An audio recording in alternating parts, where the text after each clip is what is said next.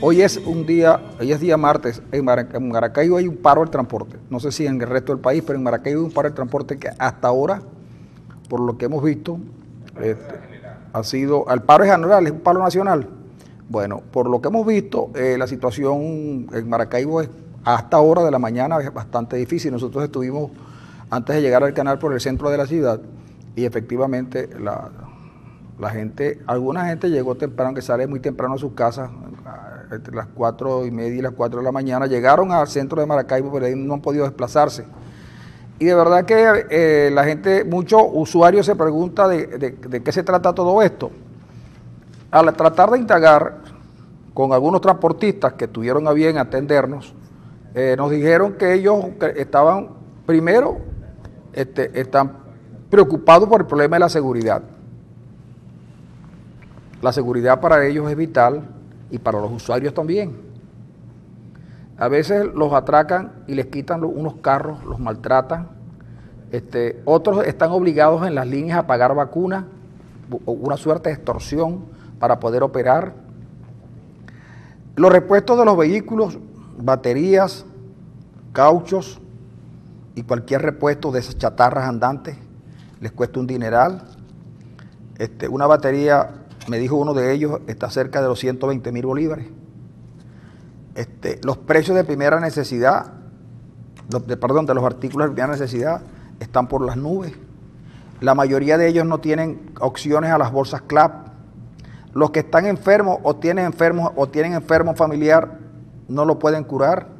Los huecos en Maracaibo están a todo nivel. Ahora cuando llueve, ahora no llueve, pero el agua se desborda, el agua de la tubería se desborda y entonces aquello es terrible. En fin, hay una serie de cuestiones y yo les decía que daba la impresión de que los huecos, el repuesto y la seguridad, por lo menos, si era por eso, la abuela iban a estar parados toda la vida, porque sí, porque las exigencias son demasiadas, ¿no? Claro. Demasiado para un gobierno que no cumple lo mínimo. Imagínate, tapar los huecos de la ciudad. Sí, tapar los huecos de la ciudad. Alumbrar las calles. Sí, eso, alumbrar las calles. Mantener la delincuencia a raya para que no atraque. Mucho trabajo, ¿verdad? Sí, mucho trabajo. Ninguno de estos puntos fue tratado en el Consejo General de Gobierno, que es una cosa, el Consejo Mayor Estado Mayor de Gobierno del Estado Zulia, que se reunió en estos días. De eso les vamos a hablar un poco más adelante. Pero también les decía yo a los conductores que bueno, que el problema es que en Maracaibo, a diferencia de otras partes de Venezuela y del mundo, el transporte colectivo se hace en carro. Yo recuerdo que hace muchos años, cuando yo era estudiante en la universidad, uno de los trabajos que realizamos para una materia fue precisamente demostrar que el costo de trasladar a la gente en un carro por puesto era mucho mayor que el trasladarlo en un autobús, en una buseta, o en lo que llamaron un microbús. Y por tiempo hubo toda la intención de ir cambiando el transporte para microbuses y autobuses y busetas.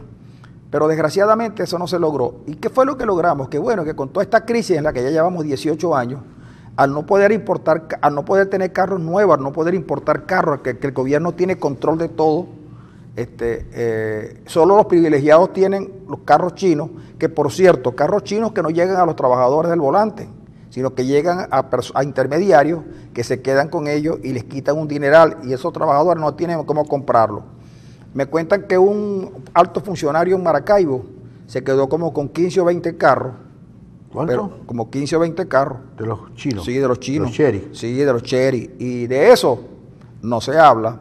Entonces, la situación en Venezuela es muy crítica. Yo esta mañana, muy temprano, antes de venir al canal, queríamos recoger nuestros trabajadores en principio y luego tomar de primera mano la información.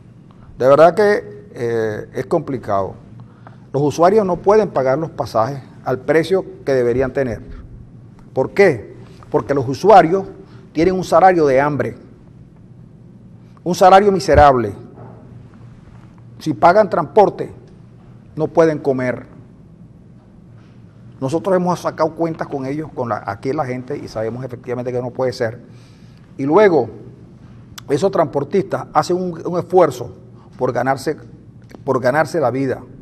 Pero esos señores no pueden mandar a sus muchachitos al colegio cómo los envían al colegio. Si usted ve cómo visten los trabajadores del volante y en las condiciones en que trabajan, a nadie le gusta andar en esos carros que no sirven para nada, que se les quedan, que están sucios, que no tienen pintura, que son carros de hace 30, 40 o 50 años atrás. Entonces llegan los músicos internacionales y los cineastas y van a Cuba y ven aquello y dicen, aquí se detuvo el tiempo. No, es que en Venezuela también el tiempo se detuvo. Sí, lo que pasa es que todavía tenemos carros de los... Es decir, sí, todavía tenemos sí un hay, automotor sí relativamente nuevo, ¿no? Sí. Particular. Sí, particular. Porque el transporte público es demasiado. Sí. Demasiado. Entonces decía un burócrata del gobierno que habíamos sacado al venezolano de la pobreza. Y le dije yo, mira, habría que ver qué es lo que tú consideras pobreza, pero un trabajador que tenga que salir a su casa a las 4 de la mañana para entrar a trabajar a las 7 y se monta en esa chatarra, no puede ser un hombre que salió de la pobreza. O la propia clase media, porque la clase, obviamente, no es que han sacado a los venezolanos de la pobreza, han metido a venezolanos que no estaban bajo los niveles de pobreza, los han metido en la pobreza, porque los extensos sectores medios, extensos sectores de la clase media, hoy son pobres, pero pobres en solemnidad además. Es decir, bueno, basta decir que el sueldo de un profesor de educación media, ¿cómo está? ¿Cuántos dólares está el sueldo de un profesor de educación media? No, $10. No se puede, no, $10, mucho menos, $8, $9. Entonces es una cosa impresionante, es decir, en lugar de resolver el problema de la pobreza, la han incrementado. El 76% de la población, el 80% de la población venezolana es pobre, 25% de pobreza extrema. Todo eso en medio de una borrachera petrolera de $140 el barril de petróleo. No sacamos beneficio de esa enorme entrada de dinero que nos llegó en los años, a mediados de la década del 2000, con el que más amaba a los pobres en la cabeza del gobierno, el presidente Chávez, que decía amar a los pobres hasta la muerte, porque él era solamente una brizna de paja en el viento revolucionario. Bueno, resulta que el huracán revolucionario se lo llevó a él y se llevó a la clase media también, porque hoy de la clase media queda muy poco. La muchacha que ella muy agraciada, ella de clase media positiva. De clase media positiva, vive en el Doral, creo. Ah, sí, se fue. Sí, se fue al Doral. Porque el problema fue que ella, como ella se resistió a seguir a ser pobre positivo, entonces dijo, no, yo voy a seguir ejerciendo mi cargo de clase media en positivo, pero en la ciudad de Doral, en Miami. Ah, bueno, fíjate. Y no tenemos por qué estar, ¿cómo te digo yo?, criticándola por eso, porque si ella lo que quiere es ser clase media en positivo, ¿dónde mejor que en Estados Unidos? Allá vive bien. Hiroshima creo que se vino. Bravo. Hiroshima creo que se vino. ¿Se vino Hiroshima? Sí, Hiroshima ya creo que está otra vez en Venezuela. ¿Se cambió el nombre? No sé. ¿Tú sabes de quién es Hiroshima? De Douglas Bravo. No me digas. Y de Argelia Melet. ¿Sí? No sabía, Francisco. Sí, señor. Ahora, No, es que uno nunca sabe nada, Arena, porque nosotros nadie nos cuenta nada. Nosotros lo que sabemos tenemos que contarlo, tenemos que averiguarlo nosotros, porque eso sí tenemos. Pero mire, cuando le decimos a usted las cosas, se las decimos porque justamente si alguien tiene que contarla, porque a nosotros no nos dejan contarla, porque nosotros sabemos que la risa es muy importante para el mundo. Vos decías que el refrán, hijo de gato, caza ratón. Caza ratón. En este caso, hijo de revolucionario se va para Miami. Sí, pero fíjate, te voy a decir lo siguiente. El mejor cazador de ratones y de ratas no es el gato. Hay gatos, Arenas, hay gatos que incluso, como los empezaron a alimentar con alimento ese balanceado, entonces los gatos genéticamente han ido mutando.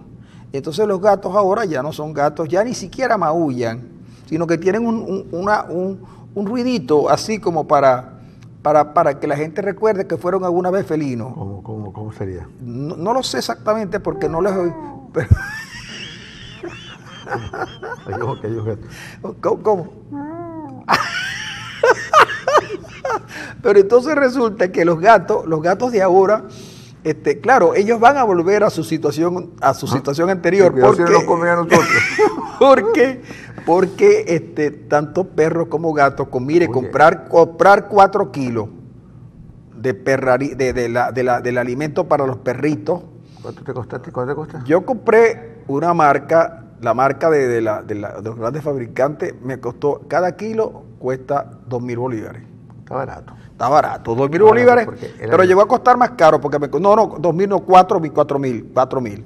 Cuesta cada kilo son 4.000. Porque el alimento para gato de la mejor marca que está en el mercado ahorita cuesta 23.000 bolívares. Bueno, yo tengo una amiga que tiene 7 gatos. Imagínate. Yo no sé para qué tiene tantos gatos. Yo no sé, porque yo creo que ella tiene 7 gatos, pero ella generalmente cada 2 meses invita a su casa y que a comer conejo. Y como ella vive como ella vive en una zona urbana, pero lejos de los centros decisorios de la política nacional, bueno, y que sirven cada 2 meses, ella invita a comer conejo. Perdí. Y dice la gente que hasta sabrosos son. Bueno, los gatos pueden correr riesgo de que con esta hambruna que le está atacando al venezolano, no es que la gente se va a comer la carne de gato, la comida de los gatos, sino que no la va a poder comprar. De verdad no la puede comprar. Yo ayer vi una señora comprando que iba a hacer una macarronada. ¿De acuerdo? Ajá. Bueno, los pollos le costaron cerca de 12.000 bolívares. El kilo, el pollo completo. El pollo completo, cerca de 12.000 bolívares. El queso que de año que había que ponerle, porque no sé por qué tiene que ser queso, ponerle un queso de 8 meses, de 6. No, eso se llama queso madurado. Pero eso dicen queso de año también. Aquí dice que por cierto que el queso estaba bueno. Entonces la señora pagó queso ahí. Pagó un queso, otro queso que era madurado de no sé, palmita, yo no sé, porque hay una jerga ahí que... Y después compró queso, de ese queso Gouda rebanado. Y después compró otro queso que también rebanado. Y compró unos plátanos. Sí, esa macarronada fue por colaboración. No, y compró unos plátanos, 6 plátanos. Y compró papas, 5 papas. Y compró 10 huevos. Entonces, yo le vi a la señora que está. Y le dije, señora, ¿dónde consiguió los macarrones? Lo conseguí, pero estaba en 4.000, pero ahora está en 8.000. Y compró 2 kilos. Entonces le digo, ¿y eso es una comida para 3 meses? O no, eso es para una reunión con mis amigas. Y le dije yo, suerte que tiene sus amigas. Usted no necesita alguien que vaya a su casa y divierta a sus amigas. Yo no me voy a desvestir, pero yo, por ejemplo, puedo. Bueno, pero te puedes vestir y te pongan tu yetico de 100. Pero no, está bien, no. Yo le dije, yo no me voy a desvestir, señora, porque usted sabe que a esta altura de la vida no puedo hacerlo. Pero yo les puedo animar la velada. Y como cuánto me cobraría, no, por un platico de eso que usted va a hacer. Oye, está mal. Pero Arena, si es que, es más, yo llego, si me dan el platico de macarronada, ¿sabes qué hago yo? Lo llevo a mi casa. ¿Lo partís en 4? No, hermano, no, lo meto en el congelador fuerte, que todavía el congelador funciona porque la electricidad es barata. Lo congelo y después poco a poco lo voy rayando. Ah, bueno, pero esa es buena idea, ¿viste? Sí. Es buena idea. Pero bueno, es este fin de semana, voy a estar ahí en un sitio haciéndoles una suerte de stand-up. Le dije, mire, yo no soy como Luis Chatén, ni tengo godotes no soy como Laureano Márquez, pero eso sí, lo que sí sé es hablar mal del gobierno. Y entonces me dijo la señora, bravo, porque aquí no conseguimos a nadie que hable mal del gobierno, porque como en las oficinas públicas dice, aquí no se habla mal de Chávez. Sí. Nadie en Venezuela está hablando mal de Chávez ni del gobierno. Exceptuando en este programa. Sí, en la única parte donde se habla mal del gobierno es aquí, pero no porque nosotros somos enemigos del gobierno, sino porque el gobierno es enemigo de nosotros. Sí, además de eso, no, nosotros hablamos mal del gobierno, nosotros hablamos del gobierno en lo que nosotros observamos. No, pero si el gobierno nos tratara mejor a nosotros, quizás, chicos. ¿Pero qué significa tratar mejor? Bueno, Arena. Oye, sí, ellos sí son capaces de darle dólares a 10 a medio mundo, y a nosotros no. Bueno, y te digo una cosa, están repartiendo cajas de CLAP a Ajá. Perú. A nosotros nos trajeron unas cajas CLAP aquí. Ajá. Y el hombre que nos las trajo, ¿qué hizo con las cajas CLAP?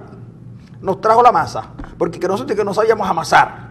Sí, nos trajo la masa ya lista, ¿no? Masa de maíz. Decidió que los frascos de salsa de tomate le quitó la mitad porque la salsa de tomate que es mala para los diabéticos, y aquí tenemos como 6 diabéticos.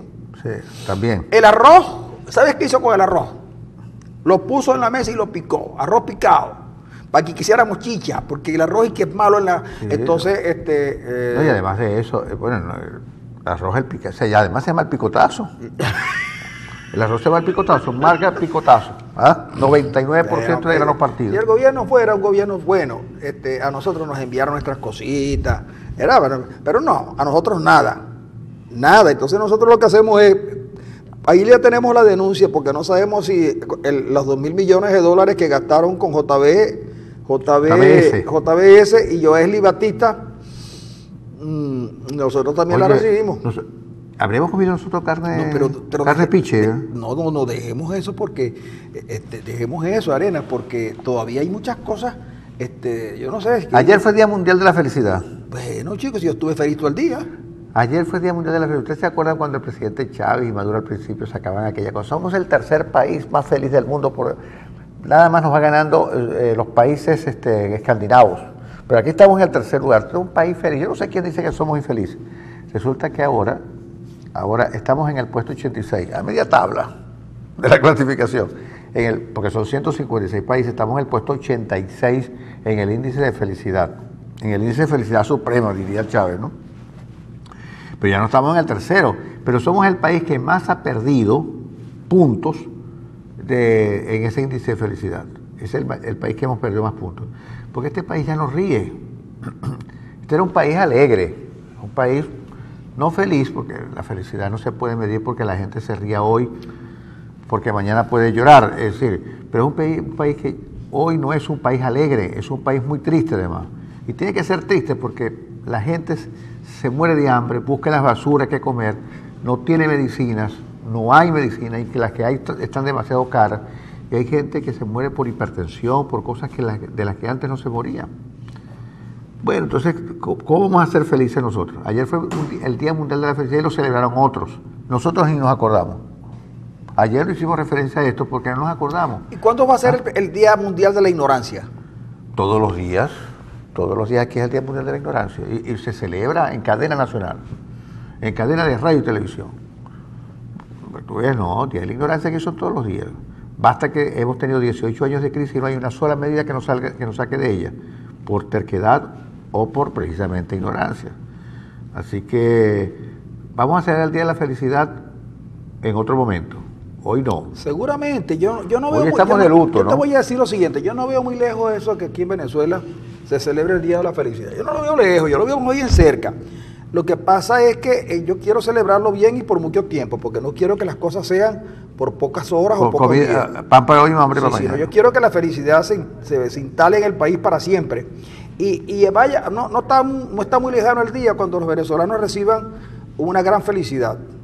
Ojalá. Sí, seguro no, yo estoy casi seguro de ello, de que pronto nosotros vamos a tener la felicidad instalada en el país. Porque, claro, chicos, cuando la gente tome conciencia que si un juez le dio la boleta de escarcelación a un preso, lo correcto es que lo pongan en libertad. Claro. Si Antonio Ledesma es un venezolano que tiene aquí muchos años, que no se fue del país, que estuvo siempre aquí, y lo único que hizo Antonio Ledesma fue ganarle las elecciones al chavismo 2 veces. Entonces, por ese motivo, no solamente se le quitaron las competencias a la alcaldía mayor, sino que lo metieron preso, bajo el mote de conspirador. Y eso no es verdad.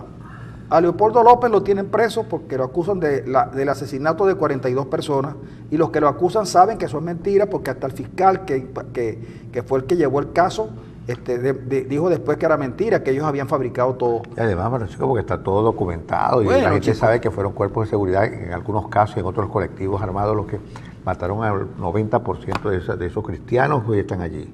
Claro, entonces, por ejemplo, hay un preso que es Juancho Montoya, un muerto que llamamos Juancho Montoya, que era de los colectivos, que lo mataron y está en los 43.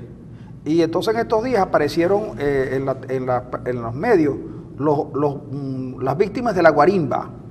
Entonces los utilizan para llevarlos cuando llega aquí un organismo. Los familiares. Sí, los familiares. Cuando llega un organismo internacional, entonces sacan a las víctimas de la guarimba, pero nadie saca las víctimas que causa el gobierno todos los días, o bien con las OLP, o bien con sus políticas que están acabando con la vida del venezolano.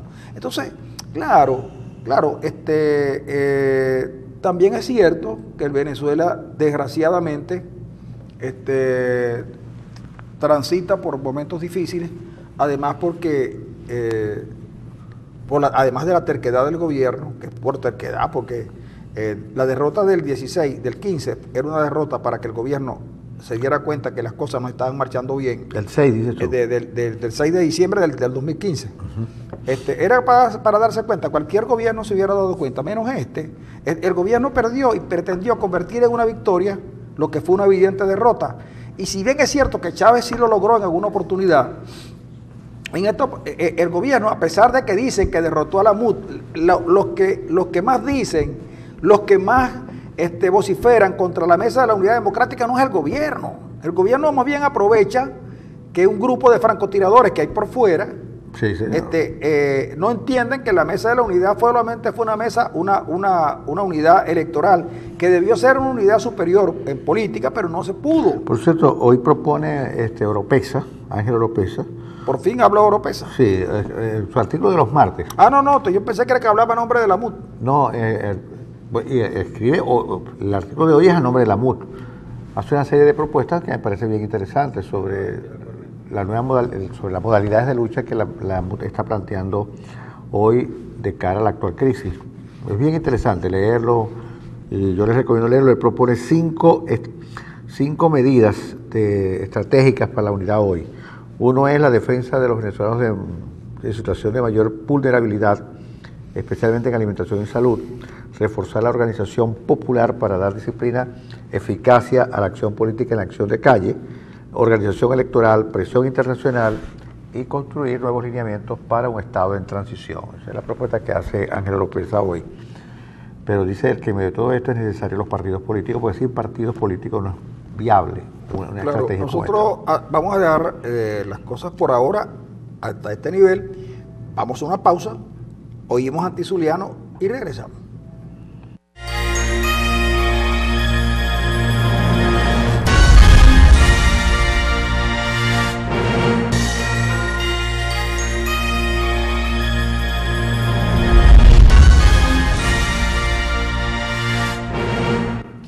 Aquí seguimos, amigos, y por cierto que leo en versión final de hoy que 300 jubilados de canalizaciones exigen pago de su jubilación.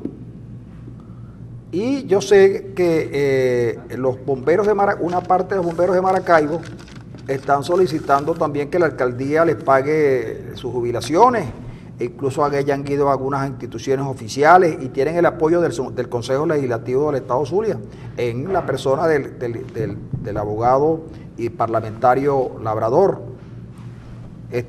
Bueno, Labrador, aquí tienes otro caso, mira, para que lo coja Labrador. 300 jubilados de canalizaciones que no les pagan, que no les han pagado.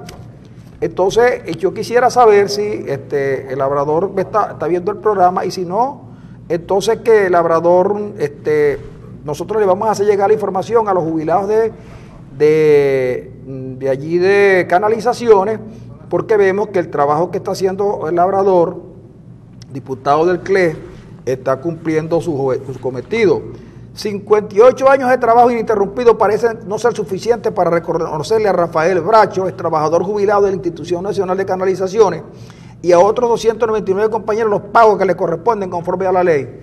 Y yo sigo diciendo que está bien, mira, este señor jubilado de canalizaciones debería también ser tomado en cuenta, así como están siendo tomados en cuenta los bomberos, para presionar a la alcaldía que les pague sus jubilaciones, que lo haga también con esta gente que tienen ya muchos años esperando. ¿Por qué hay un trato distinto con los bomberos y no con esta gente de canalizaciones? Eduardo Labrador, que es la figura más importante en esta lucha, bueno, caramba, así como está defendiendo a los trabajadores, a los jubilados de bomberos, que tienen tomada la sede de los bomberos, oye, le pregunto yo si estos señores de canalizaciones también pueden tomar las instalaciones de canalizaciones, o Labrador podrá tomar en consideración esta petición, y como un organismo oficial del que él es participante, a lo mejor consigue que les paguen. Yo les recomiendo al señor Bracho, al señor Rafael Bracho, que es trabajador jubilado de canalizaciones, que busque al abogado Labrador, que además es parlamentario, para que le solucione este caso, porque esto es más fácil. Para el Labrador esto es fácil, porque Labrador es el luchador más fuerte que tiene, y entonces los concejales de Maracaibo que están metidos en eso también deberían apoyar a esta gente de canalizaciones. Ahí se la dejo a Labrador, todos los días voy a estar pendiente de canalizaciones, si les han pagado, y de todos los jubilados, porque debe haber una lucha a los jubilados. Sí, porque además y los jubilados de la gobernación es también. Es un sector muy vulnerable. Claro, y los jubilados de la gobernación. Hoy, por cierto, están pagando la pensión en medio de una huelga de transporte. Yo no sé cómo van a hacer los señores mayores de edad que se ponen en las puertas de los bancos los días de cobro de las pensiones, donde se forman largas colas en medio de un tablazo de sol increíble. Pero ¿cómo van a hacer hoy para llegar hasta los bancos cuando no hay transporte público en Maracaibo? Y parece ser que la huelga es en toda Venezuela, ¿no? Es un paro general. Bueno, mal día para poner a pagar las pensiones, porque la gente tendrá que llegar a los bancos como sea, ¿no? Porque si quieren cobrar la pensión que paga el gobierno. Así que, pero íbamos a comentar hoy la cuestión de la JBS. Sí, de la carne. De la carne que nos vendió, que vende Brasil, la carne que vende JBS y otra empresa, BRF, ¿no? Creo que es. BRF, sí. BRF, que son dos de las grandes empresas más grandes exportadoras de carne brasileña, de Brasil al mundo, por supuesto. Pero nosotros, de una u otra manera, estamos involucrados porque en las Navidades del año 2015, el que era entonces presidente de la Asamblea Nacional, asumiendo atribuciones que no le competen, se fue hasta Brasil a firmar un contrato con la JBS por $2 millardos para traer carnita, cerdito y pollito. Que íbamos a estar, bueno, pues, listo con la carne que traer. Inclusive llegaron 140.000 toneladas de carne de JBS a Venezuela. Pero JBS ya se ha visto envuelta en varios escándalos. Uno de esos escándalos es que parece ser que vendió carne en mal estado, y algunos países que recibieron la carne de JBS y de BRF están preocupados porque pudieron haber recibido carne en mal estado, porque además tú me decías ayer que le pusieron a la carne un químico, No, mira, lo que pasa es aditamento para quitar el mal olor. No, yo quisiera un poco refrescar un tanto esto, porque resulta que siendo Diosdado Cabello presidente de la Asamblea Nacional, extrañamente se fue a Brasil y allá contactó con laboratorios que iban a traer medicinas, pero lo que sí supimos fue que Diosdado había logrado que una empresa de JBS lograra un contrato de $2.000 y tantos millones. $2 millardos. 2 millardos, sí, para traer para Venezuela carnes de todo tipo. Brasil, como ustedes bien saben, es el primer productor, exportador de carne de bovino y carne de pollo, y el cuarto en cerdo. Es decir, y el 7 punto y tanto por ciento de todos los ingresos de Brasil tienen que ver con carne. Pues bien, yo no estoy señalando en este caso concretamente a JBS, sino como sale todo el sector cárnico de Brasil, parece ser que estaban colocándole productos cancerígenos para maquillar el olor de la carne.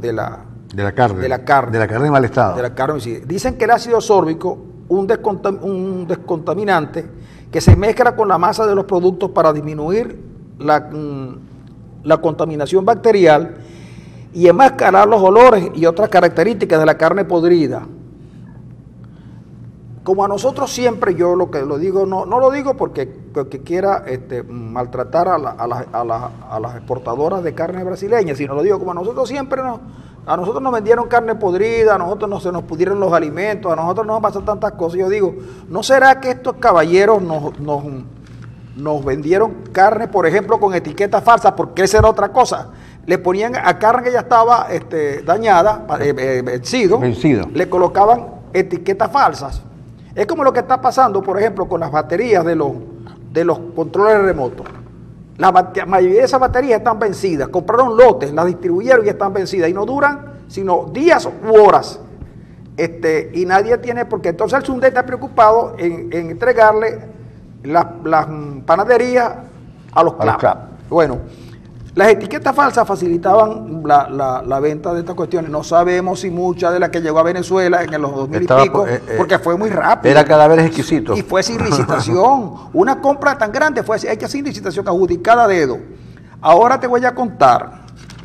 El dueño de esta empresa, de JBS, es Joesley Batista. Joesley Batista es un tipo que fue tomado en el mundo como un ejemplo de un empresario de los más exitosos de Brasil. Una cosa pero increíble. Y resulta que el hombre fue, al final, creo que va preso y la fortuna se le ha hecho prácticamente nada, porque fue montada en una suerte de pirámide, algo así parecido. El dueño de la empresa. Claro, porque tú llegabas, estaba metido en la cuestión petrolera y en otros negocios, y ya vimos que estaba metido con lo de la carne, y entonces, por ejemplo, hacía certificar que tenía yacimientos petroleros por no sé cuántos millones de dólares. Iba a la bolsa, conseguía dinero, ¿verdad? Para seguir financiándose, y al final se demostró que no tenía nada de eso.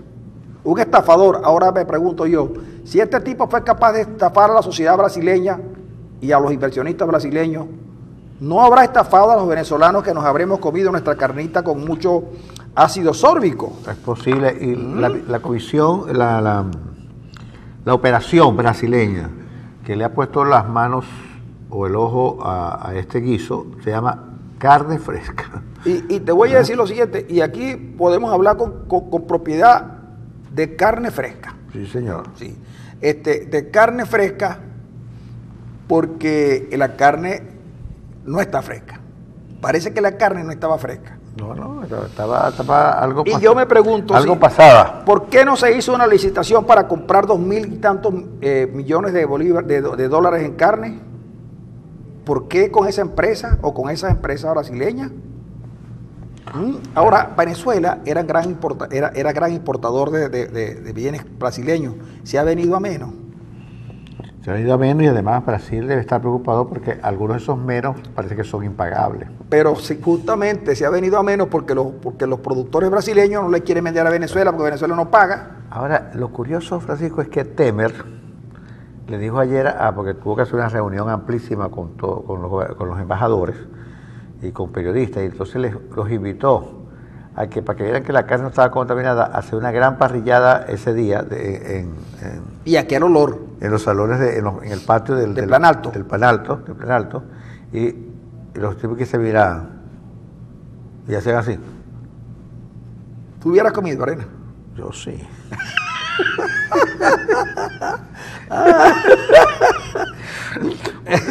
Punta trasera brasileña.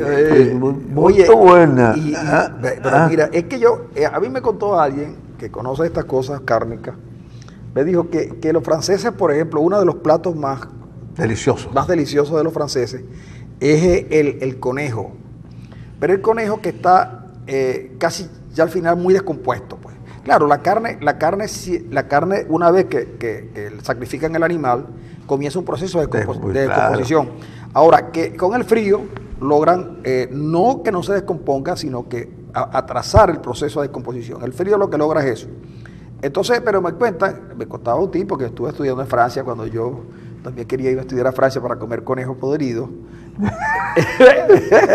que era lo más sabroso del mundo. El conejo podrido. El conejo en estado de semiputrefacción. Uy. Entonces,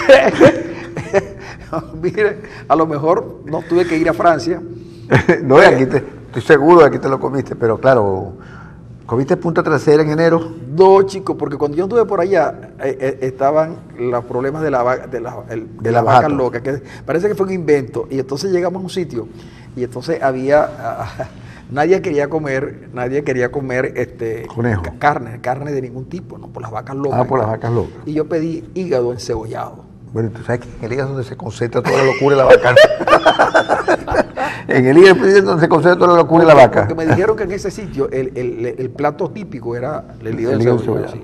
Bueno, pero lo cierto es que yo estuve siempre con ganas de ver en alguna parte el conejo semiputrefacto. Por cierto que ayer anuncia en las redes Ángel Rafael Lombardi que tiene en su casa caldo de pata de pollo y después, primero el caldo con patas de pollo, sacan las patas de pollo, las guisan porque es el almuerzo. Yo le digo a él bueno, y te digo una cosa. Que no se ponga a estar diciendo esas cosas, claro, por esos platos tan exquisitos, puede acercar a la gente a la casa. Pero te digo una ¿Y cosa, sabes qué me propuso? ¿Sabes qué me propuso? Que podíamos ir también los de la pata del colibrí a su casa, y le dije, no, porque el pollo tiene 2 patas, no vaya a ser que se quiera comer a la pata del colibrí también.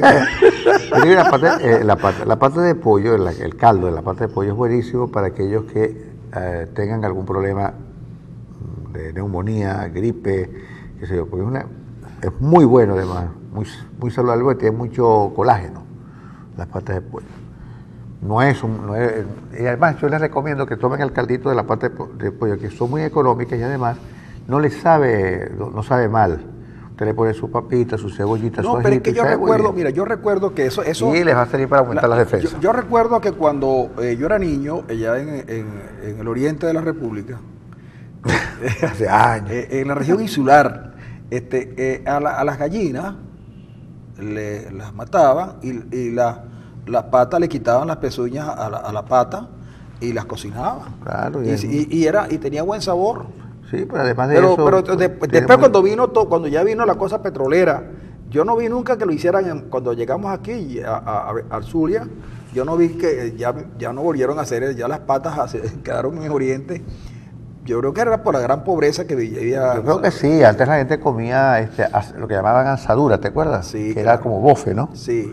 Y la gente se lo comía tranquilo. El petróleo cambió toda esa cuestión. Cambió todos nuestros patrones de consumo. Y además, mira, la gente hacía hervidos de hueso rojo y de hueso blanco. De hueso blanco, sí, cómo no. Y después yo descubrí, Arena, que el tuétano, lo que lleva el hueso adentro, en Londres hay uno de los restaurantes más reputados de Londres, lo que venden es una especialidad de ese tuétano que lleva él. Y un médico amigo mío me dijo que una de las cosas más importantes para la salud es precisamente esa cuestión que tiene el hueso en su interior. Ya saben, saquen el tuétano al hueso.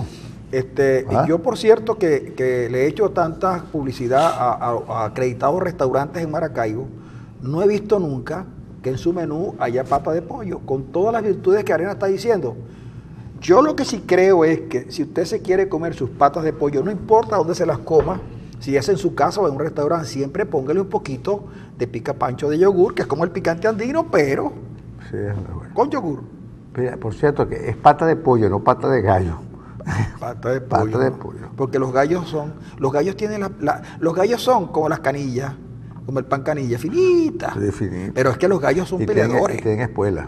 Los gallos son peleadores. Sí. No, y bueno, esos son pequeños consejos que le damos desde aquí para que la gente... Yo me curé mi neumonía con caldo de pata de pollo. Con caldo y con el apoyo del doctor Betulio Chacín. Y claro, por supuesto, claro. Si usted era el doctor Betulio Chacín, yo estuviera 4 metros bajo tierra.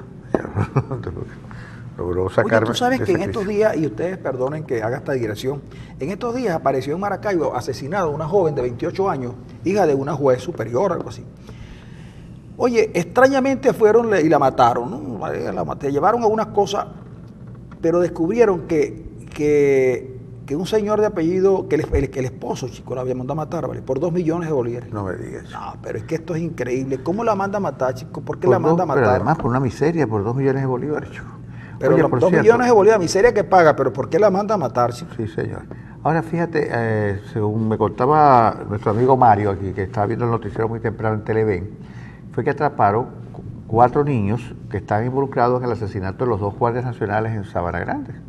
Pero los 4 niños, lo que llama la atención es la edad, de 6 a 10 años de edad. Yo no sé si ese dato será cierto o si informaron verazmente desde el noticiero del canal de televisión, pero la verdad es que suena realmente dramático que unos niños, una banda de niños, entre los cuales ayer atraparon a 4 entre 6 y 10 años, hayan asesinado a 2 guardias nacionales. Probablemente haya sido para robarlos, pero llama la atención que alguna vez alguien nos prometió que en poco tiempo no iban a haber más niños de las calles en Venezuela. Pero resulta que no solamente hay niños de la calle, sino que hay niños de la calle que son asesinos además. Y eso es sumamente peligroso. En Brasil, Cuando emergieron estas bandas de niños, empezaron los cuerpos paramilitares a asesinar niños. Una cosa dramática. Incluso Joan Manuel Serrat le compuso una canción a esa situación que se llama Niño Silvestre. Entonces imagínense la situación de caos en la que estamos sumergidos. Una banda de niños, entre los cuales hay 4 que detuvieron ayer, de 6 a 10 años, que asesinaron a 2 guardias nacionales, que supuestamente están preparados para enfrentar situaciones como esa, que están armados, que saben el manejo de defensa personal. Imagínense ustedes qué ocurriría con ciudadanos normales y corrientes que pasan por Sabana Grande. Es que lo que hay que decirle a la Guardia Nacional Bolivariana, que hay mucha inseguridad en las calles y que ellos no pueden entrar en Sabana Grande. Y quién sabe, con toda seguridad, el asesinato ocurrió en el Callejón de la Puñalada, que así lo llaman. ¿Cómo? El Callejón de la Puñalada. ¿Hay un callejón que llaman así? Sí, en Sabana Grande lo hay, el Callejón de la Puñalada. Ahora bien, fíjese lo siguiente, son niños, uno de 15 años y otros de hasta 6, 10. Esto debe llamar a preocupación a las autoridades. Hace días atrás, unos meses atrás en Maracaibo, unos tipos asesinaron a una muchachita de 13 años.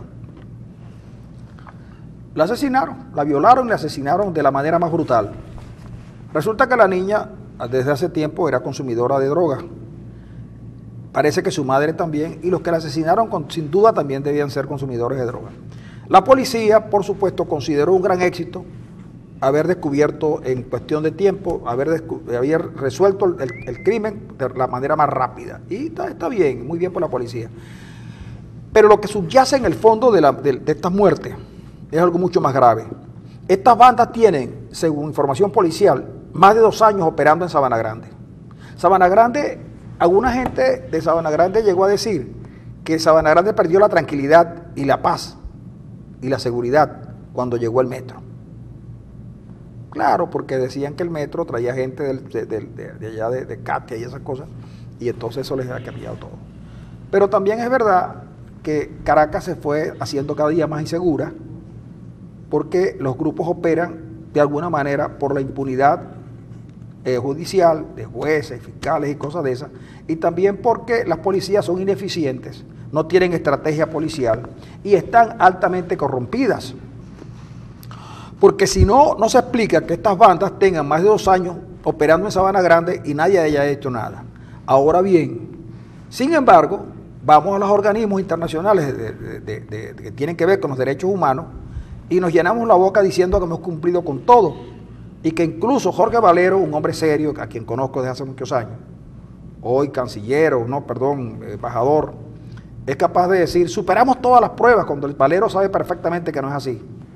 Sí. El poder envilece y hace que uno diga cosas que no debería decir para favorecer a los que están gobernando.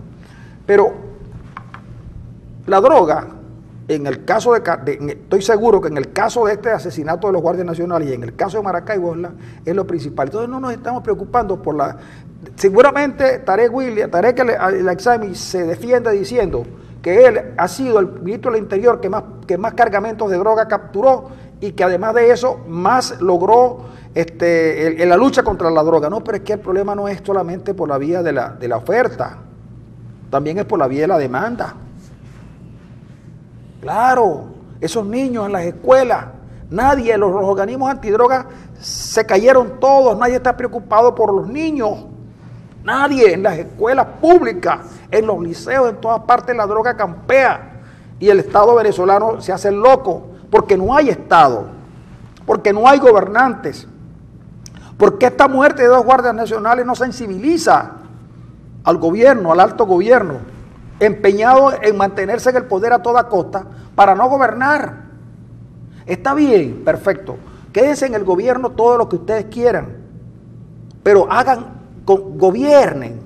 Lo que le piden los venezolanos es que gobiernen, pero ustedes no gobiernan. Eso que pasó en Sabana Grande es de una gravedad absoluta, y ahora sabemos que por reformas policiales tienen esas bandas operando allí cerca de 2 años, y entonces eso que dice Arenas entonces es la salida.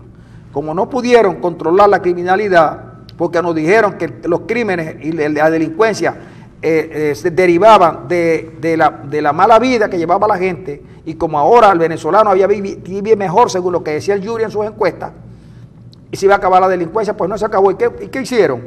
Bueno, se metieron en los barrios a matar a diestra y siniestra, no a los delincuentes, porque los delincuentes se aprovechan y se van, porque los policías les avisan y matan a los inocentes. Y ahora, para no meterse en problemas con los picures, entonces los guardias nacionales, para poder disparar tranquilos y no tener cargo de conciencia, porque pueden matar a un inocente, se ponen unas máscaras para tomarlas a los sitios. A eso hemos llegado.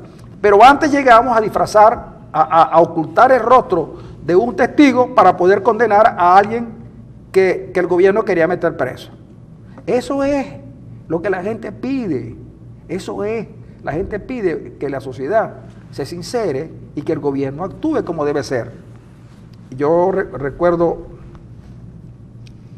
las palabras que le dijo Wilmito a la jueza Casado.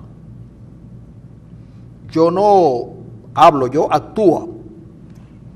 Y a las pocas semanas mataron a la mamá, a la hermana de la jueza Casado. Bueno, y lo peor del caso de Wilmito es que el gobierno, sabiéndose incapaz de poder atrapar o enfrentarse a Wilmito, le aconsejó a la doctora que se fuera del país.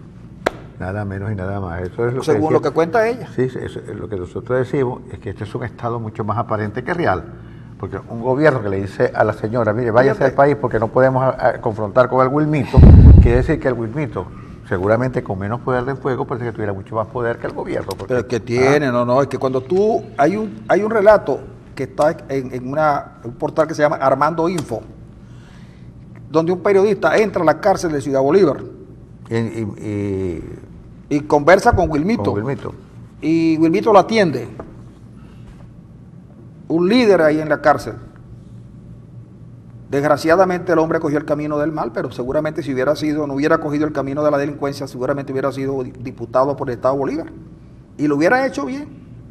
Porque el control de la cárcel es a sangre y fuego, ¿no? Sí, además se requiere una gran habilidad. Claro, para poder consentir a tantos grupos, ¿no? Claro, pero además de eso, tantos intereses. Ahí se relatan cómo llega a apoderarse de la cárcel y cómo impone su ley. A través de la violencia, claro. Poder de fuego. Y cómo impone su ley. Y lo mismo se ha repetido en casi todos los penales venezolanos, donde los presos han sustituido al gobierno en su actividad esencial. Y yo me pregunto, ¿qué tiene Iris Varela que le permite, a pesar de haber tenido un ministerio que de verdad no existe para absolutamente nada bueno para mantenerse en el gobierno? Sí, si el gobierno ha salido de ministro. Es una pregunta legítima, es una pregunta legítima porque en verdad lo ha hecho bien mal. No disminuyó el asesinato en las cárceles, al contrario. Según el Observatorio Venezolano de las Cárceles, más de 700 muertos el año pasado de presos en las cárceles venezolanas. El problema de las armas, el problema del tráfico de drogas, el problema de la planificación de secuestros, extorsión. Bueno, hasta el punto de que el año pasado creo que fue que encontraron que en la cárcel de Maracaibo, o el año antepasado, enfriaban carros de lujo. Imagínese usted lo que eso significa, dentro de la cárcel. En la cárcel de Marita, claro. Entonces, sí, en la cárcel de Marita enfriaban carros de lujo, los robaban y los guardaban en el retén policial. Amigos, vamos a una pausa y regresamos en unos instantes.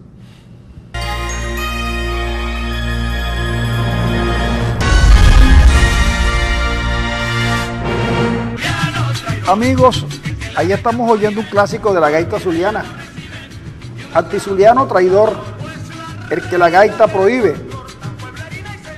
Por cierto, Cardenales del Éxito, uno de los grandes conjuntos de la gaita zuliana, interpretada esta gaita por Nerio Ríos. Nerio Ríos era conocido en esos tiempos. ¿Cómo ha cambiado Nerio Ríos? Sí, Nerio Ríos era conocido en esos tiempos como el rey de la gaita protesta. ¿Qué me vas a contar de Ali I?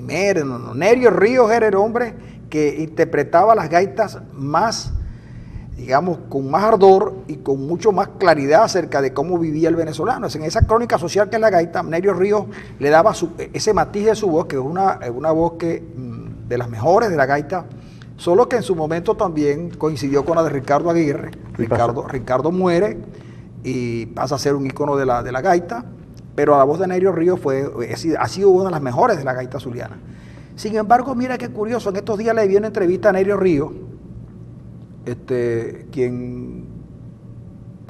quien decía, cuando le preguntaron que por qué no habían surgido las gaitas protestas, nuevamente esas gaitas que no son protestas, que son gaitas que la gente, era lo que la gente pensaba, por ejemplo. Y los gaiteros y los compositores recogían ese sentimiento, ¿no? Ese sentimiento. Y él dijo, no, es que ahora no hay razón para protestar. Sí, lo dijo, ya él es un señor mayor, pero sí lo dijo con una tranquilidad de espíritu. No, es que ahora no hay razones para protestar. Y yo me pregunto, mire, en aquel momento cuando las gaitas se hacían de ese tipo, los venezolanos no andaban revisando las bolsas de basura para conseguir qué comer. Mira, te cuento esto porque con la broma de ayer, que escribió Rafael Ángel Lombardi,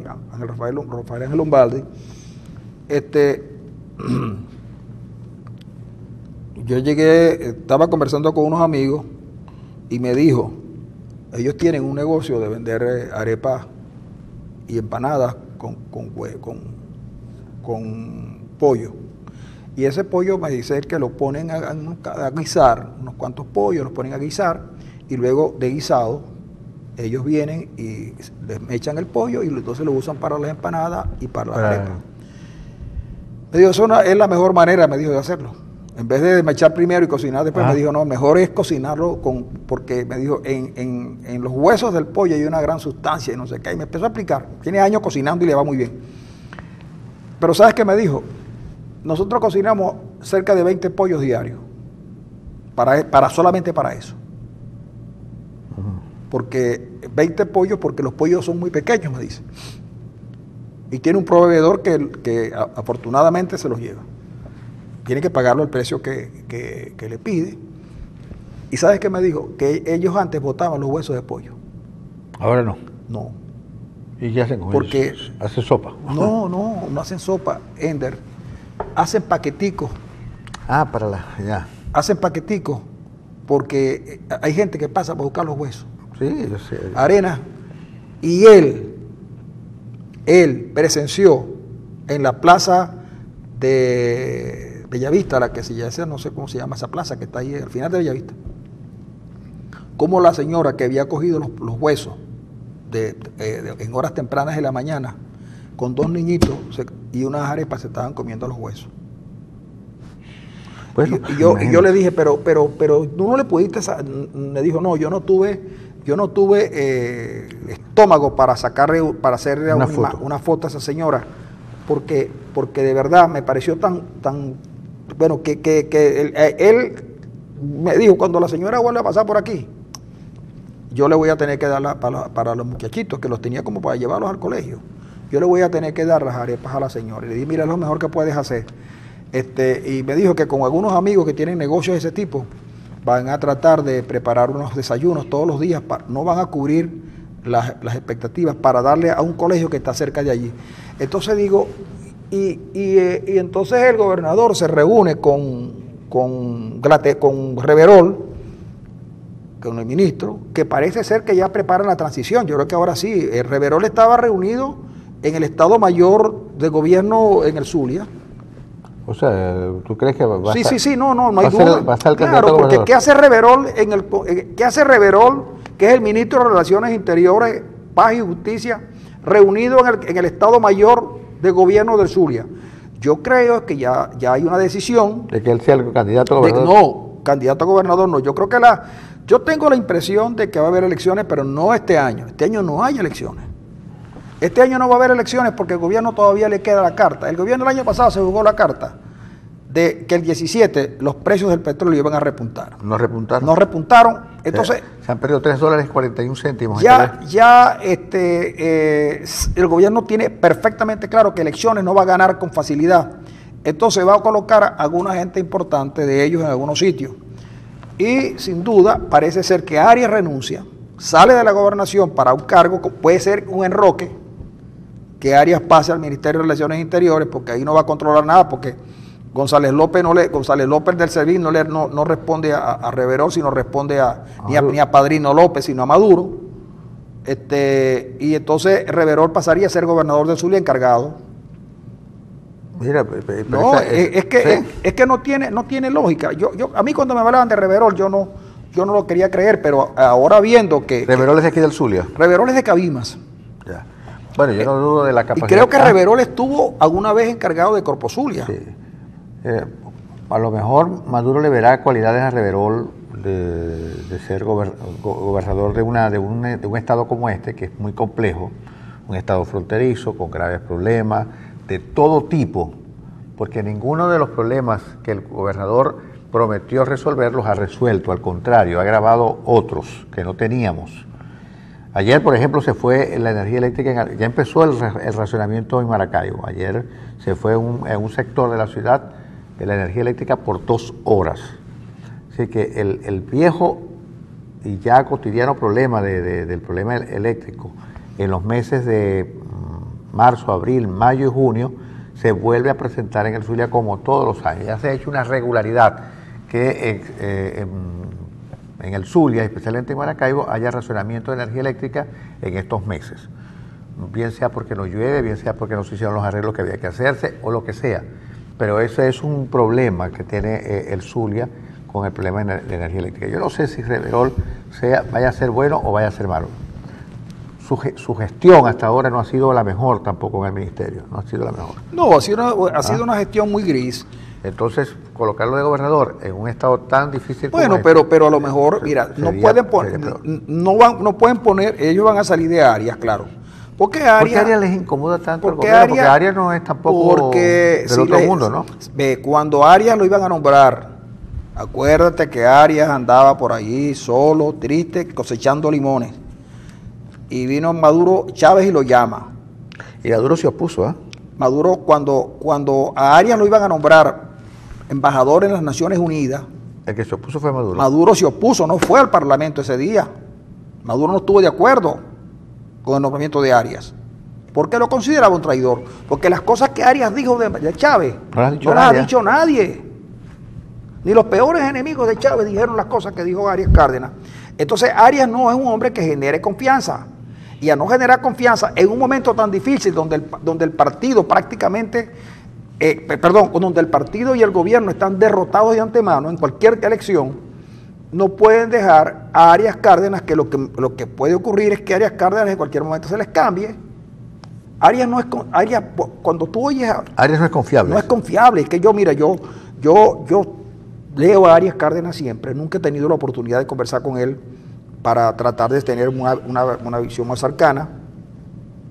Una vez hubo la posibilidad de conversar con Arias una vez que llegó al gobierno regional, pero parece ser que las amistades que Arias tenía en el pasado y que sigue teniendo le impidieron que abriera un poco el juego para conversar con el pueblo del Zulia. Mucha gente que votó por Arias, a quienes él les prometió cosas y dijo que iba a cambiar, que iba a ser una suerte de gobierno como el anterior, mucho más amplio. Bueno, Arias no le cumplió a nadie, ni a los constructores, ni a los ganaderos. A los ganaderos prácticamente los desquició por completo. Si bien es cierto que no hubo más expropiaciones, tampoco fue que el campo recuperó su energía. Además de eso, el cobro de vacunas sigue siendo terrible. Claro, en el campo, la inseguridad campea. Entonces, Arias lo pueden sacar para un ministerio para después quitarlo. Fíjate que se comenta mucho. Por cierto, que la salida de Tarek, el examen no está anunciada, precisamente, ¿no? Precisamente por eso se comenta insistentemente que Tarek el examen pudiera estar saliendo. Por cierto que Tarek acaba de contratar a un bufete de abogados en Estados Unidos que cobran una cantidad bastante fuerte. Lo leí ayer en 2001, donde Tarek va a defenderse. Por cierto que en la defensa de Tarek está lo siguiente, dice que la cuestión contra él es un coletazo del gobierno de Obama, pero que él y Trump caminan por la misma senda. Sí, sabíamos eso, que Alex se había derechizado de pronto. Bueno, pero por lo menos algo tiene el gobierno con Trump. Algo tiene el gobierno. Un Trump enrollado. Un Trump enrollado, porque a pesar de que Trump viene haciendo gestiones conocidas, el gobierno venezolano se empeña en hacerse los locos.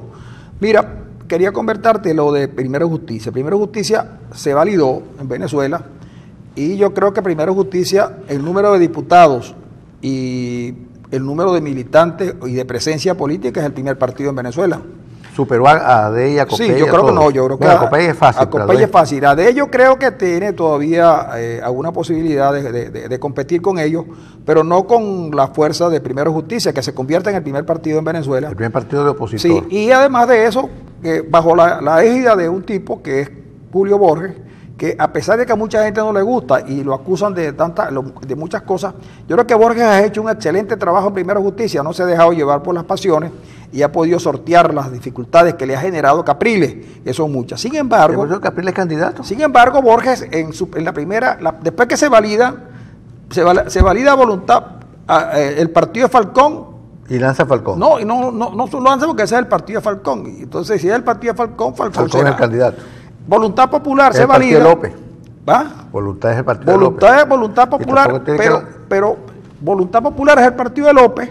Y López se lanza. Y Guevara lanza a López para unas hipotéticas elecciones.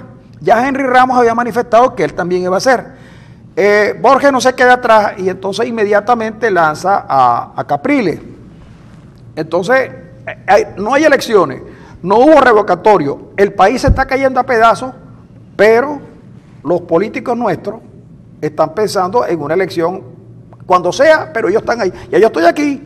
Entonces yo me atrevo a colocar también en la lista a Manuel Rosales, que también va a querer. Seguramente también va a querer. Claro, chicos, Rosales va a querer. Y Rosales, ¿Jovito está vivo? Rosales va a querer porque una burusa. Es una migaja. Bueno, entonces yo voy a agregar dos. Voy a agregar a Pablo Medina, que no se ha perdido contienda. Pero es que Pablo Medina no tiene partido, ¿no? Pero no importa, si él no se lanza sin partido, si él nunca tuvo nada. Ajá. ¿Y quién es el otro? El otro es el general Peñalosa, que está en Miami. Peñalosa está en Estados Unidos. No importa, y este no está preso, Leopoldo. Pues sí, es verdad. Bueno, puede estar. No, pero, ¿y el otro? ¿Dónde es el otro? Entonces, cuando yo escribo esto ayer, me dicen, falta uno, te falta Froilán Barrio. No, chico, pero está bien, pero yo le digo a la gente que Froilán Barrio, yo no lo lancé esta vez, porque yo sé que Froilán Barrio es amigo tuyo y amigo mío también, y ese es un buen dirigente, ¿no? Pero no se descarta que en algún momento Froilán, que ha ido también a todas las elecciones, habidas y por haber, se lance. Froilán es un hombre respetuoso de la unidad, chico. Froilán no se Bueno, pero está bien, pero no, es que el Froilán se lanzaría a las primarias en la unidad. Ya. Esto es una elección de las... Ahora, yo lo que digo es que a mí lo que me llama la atención es que el país con tantos problemas y después que los tipos se validen y dicen, ahora después que nos validamos vamos a proponer una alternativa para la sociedad venezolana porque... Y entonces, claro, generan toda una expectativa por la validación como partido. No. Lo primero que los tipos hacen después de validarse es lanzar un candidato presidencial. Chico, y entonces yo digo, ¿será que el gobierno cree que nosotros somos imbéciles? Lo voy a decir, nosotros no. El gobierno cree que yo soy imbécil, pero la oposición también. Oye, en vez de salir a validar y así, nosotros logramos validarnos por esto y esto. Por eso que la propuesta hoy de Oropesa es interesante. Oropesa pone el punto en otra dimensión, en fortalecer la unidad, en fortalecer la organización popular, en fortalecer los mecanismos electorales, en crear un programa. Con una propuesta política de alternativa, lo de menos es quien la preside. Sí, entonces la propuesta, hoy el planteamiento que hace Oropesa me parece más interesante que lanzar un candidato a estas alturas, porque es una propuesta de cara a la organización de la oposición como una fuerza de alternativa, no como una opción electoral, sino como una alternativa de poder y de gobierno, que es totalmente diferente y que es necesario entonces presentarle un programa, en los términos en que lo dice Oropesa hoy, un programa, los lineamientos generales para producir un gobierno de transición o un gobierno de oposición. Y yo creo que claro, chicos, que es lo que se estila y es lo que hemos pedido mucho, pero resulta que yo no estoy cada quien. Pero yo digo una cosa, esa propuesta de Oropesa va a terminar imponiéndose y va a terminar los partidos políticos cediendo a ella. Porque como tú dices, la realidad del país no da para elecciones de esa naturaleza. ¿No? Bueno, me dice Manuel que despida el programa. Él me hizo así. Por si acaso yo no vuelvo. Me despido a la llanera. Ahí hay paro de transporte, lo mejor es que Manuel ya se va. Sí, señor. Amigos, nos vamos a despedir por hoy porque se nos acabó el tiempo, pero mañana regresamos con ustedes a la misma hora por acá por Global TV. para que usted siga conversando con nosotros sobre tantos temas que tiene el país que deben ser tratados, como por ejemplo la persecución contra Leopoldo López. ¿Vale? Ayer cuando estaba Lilian Tintori con Almagro y la esposa o una hermana de John Goycochea, la embajadora venezolana de apellido Velázquez, que por cierto, ¿dónde la sacarán? Oye, por cierto, dice hoy el editorial del Nacional, yo no sé si será cierto, porque yo no vi a la señora Carmen Luisa Velázquez, Sí. Dice que es una especie de clon en el modo de vestir de Iris Varela. Sí, uy, perdón, señores, nos vemos mañana, amigos. Yo creo que ya Manuel había tumbado la transmisión.